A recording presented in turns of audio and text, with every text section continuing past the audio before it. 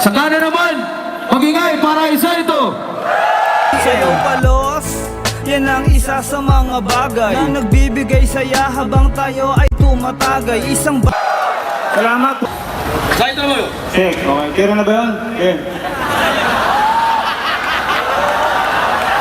Okay na kayo. Pagkasin na pandinig.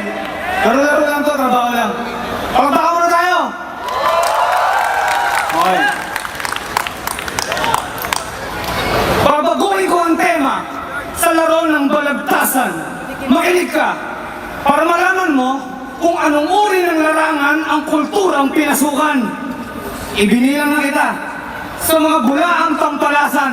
Nire-respeto kong kultura, hinaluan ng kababuyan, tatarantaduhan. Para saan? Sa panandaliang kasikatan? Kahit dumisan mo ang wika ng sariling bayang sinilangan.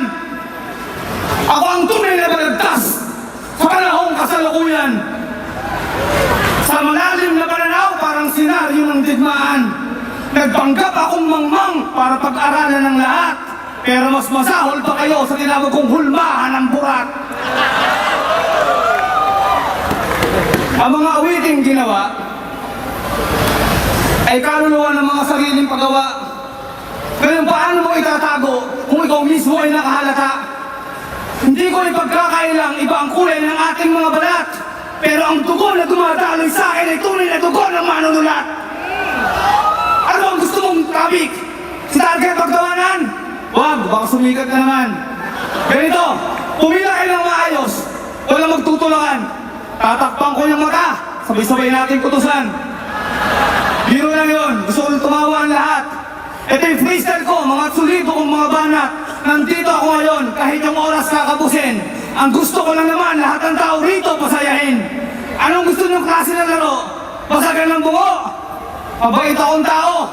Tinuruan ako ng magulang ko. Pero yung mga tunay na digmaan, mga saksakan ng pananaw, gagamitin ko sa'yo para yung talino ko ilitaw. Ito yung freestyle, hindi ako nagsulat.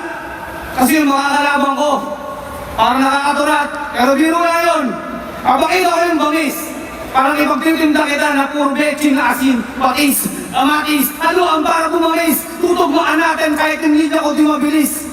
Tugmaan ng pananaw, palaliman ng talata. Ibitaw ngayon ng isang tunay na demonyo sa talata. Time! Target. Sino ba yan? Game. Salamat, Utol Target. Isa kang tunay na kaibigan. Naalala ko tuloy yung show natin sa Lukban. Isang 45 anyos na matanda, tinira, makasakay lang tayo sa van.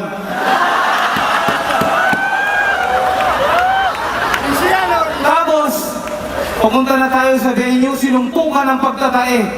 Naghanap ako ng gamot, pero wala akong nabili. Sabi mo, Utol Site, yung basahan, please pakiabot. Pero hindi totoo yun. Gusto ko lang tumawa kayo. Pinapakita ko lang ang bangis kung paano ako magkwento. Bata pa lang ako, may dugo na ng direktor. Parang naalala ko tuloy, yung sinupakan ni Hector. Tumugma pa rin kahit ang hirap isipin. Dugo ko na talaga to, mahirap ang tanggapin. Sumilip ako sa inyo para madilim ang mga langit. Hindi na ako nagtaka, isang barangay kayong mga pangit. Joke lang yun. Huwag kayong tawa ng tawa. Baka napipi ko na si Utol, saksakin ako pag uwi na. Sige, balikan ulit tayo. Palawakan ng isipan. Gamitin mo na hanggang sa dulo para bukas may paglamayan. Gagamitin ko yung mga salita ang pasasalamat, kapatid. Salamat ka pala sa pag-share mo ng benta sa lubid. Ang hirap mag-isip kasi hindi ako nagsulat. Ipapakita ko pa rin yung mga banat ko walang katapat. Si Utol Target nag-aral, mataas na antas. Pero ako lumaki, pero yung katalinuhan ay bakas. Sige, bibigyan natin ng kwento para lalong sumaya. Si Utol Target umupo na parang mananalangin pa. Tutok niya yung camera. Para si Target sumikat. Ang ganda ng picture niyan, chicks. Hanggang balikat. Tapos, gagamitan ko pa rin, parang mahika kanina. Si Target at salamin, mas malabo pala yung mata. Joke lang yun, to! Parang sagad sa bandayan, batang gumagawa ng itak. Ang katalinuhan ay solido.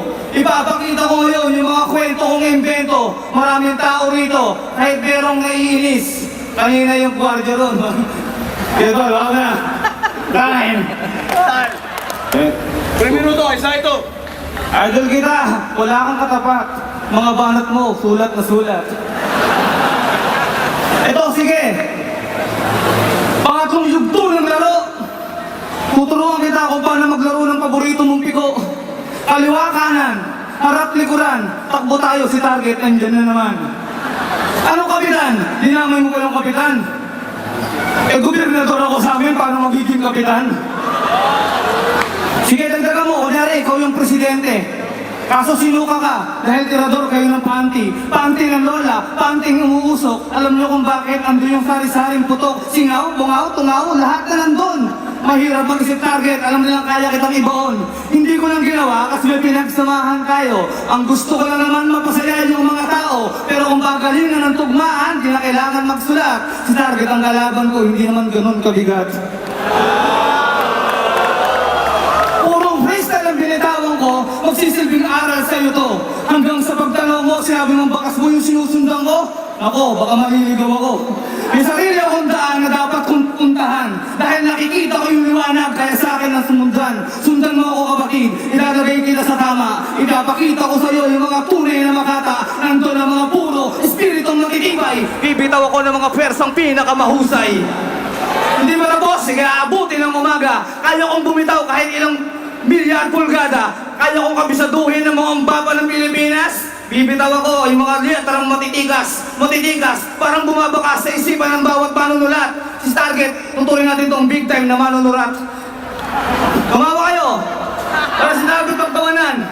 Joke lang utol, baka nabibigol ka na naman. Ang hangarin ko lang, magtagumpay tayo sa dulo. Pero masaya na rin ako at nakarating na tayo rito. Kain. Time.